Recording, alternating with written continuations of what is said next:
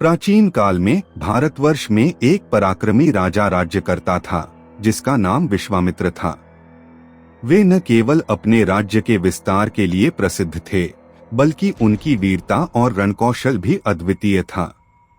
उनका राज्य समृद्ध था और उनकी शक्ति अपार थी, लेकिन उन्हें अपनी शारीरिक और सैन्य शक्ति पर बहुत गर्व था। वे मानते थे कि राजाओं की शक्ति ही सर्वोच्च होती है और ब्राह्मणों का तप केवल एक मिथक है। दूसरी ओर महर्षि वशिष्ठ एक महान ब्रह्मर्षि थे।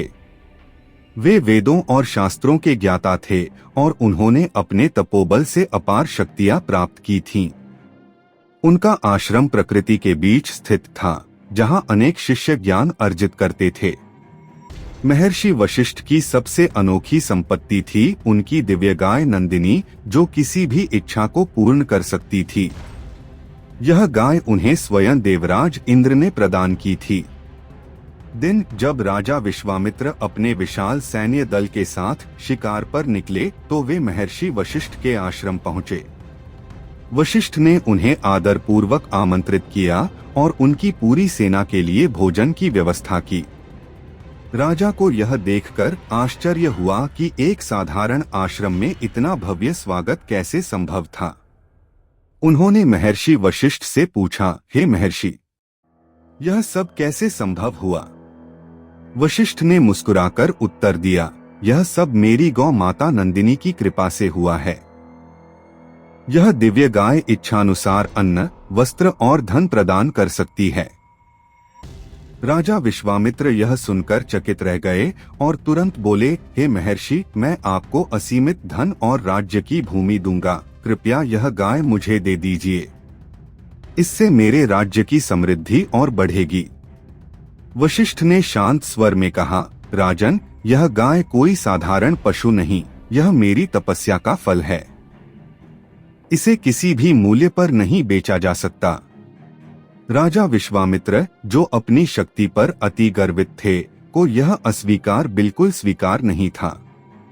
उन्होंने बलपूर्वक नंदिनी को ले जाने का आदेश दिया।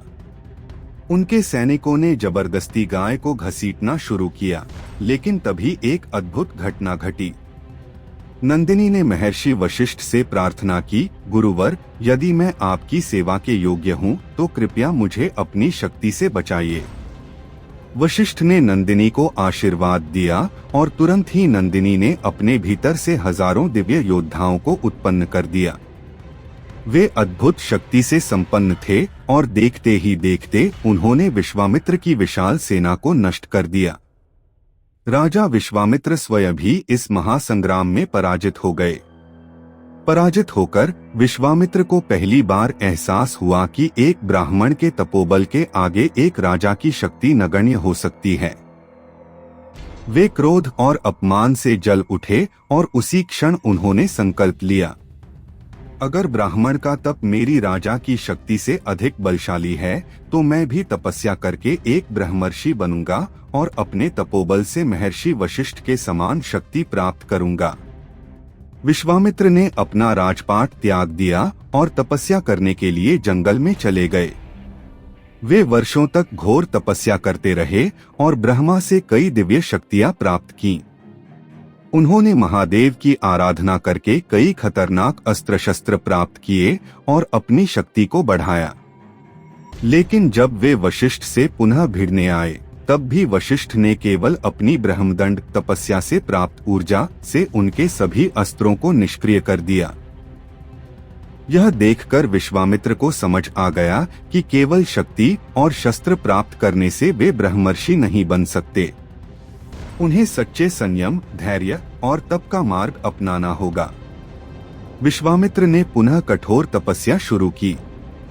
उन्होंने कई वर्षों तक उपवास रखा, ध्यान किया और अपने क्रोध और अहंकार को त्याग दिया। उनकी तपस्या इतनी महान हो गई कि स्वयं देवता भी उनकी परीक्षा लेने लगे। इंद्र ने उनकी तपस्या भंग करने के लिए मेनका नामक अप्सरा को भेजा। मेनका ने अपने मोहक रूप से उन्हें विचलित किया, लेकिन इस प्रेम संबंध के बाद जब विश्वामित्र को अपनी गलती का एहसास हुआ तो उन्होंने और कठोर तपस्या करने का निश्चय किया। अंततः उनकी घोर तपस्या से प्रसन्न होकर स्वयं ब्रह्मदेव प्रकट हुए और उन्हें ब्रह्मर्षि की उपाधि दी। लेकिन उन्हें पूर्णता तभी प्राप्त हुई जब महर्षि वशिष्ठ ने स्वयं उन्हें ब्रह्मर्षि स्वीकार किया। जब वे वशिष्ठ के पास गए तब वशिष्ठ ने मुस्कुराकर कहा, अब तुम केवल एक महान योद्धा नहीं बल्कि सच्चे ब्रह्मर्षि बन गए हो। तुम्हारा तप सफल हुआ।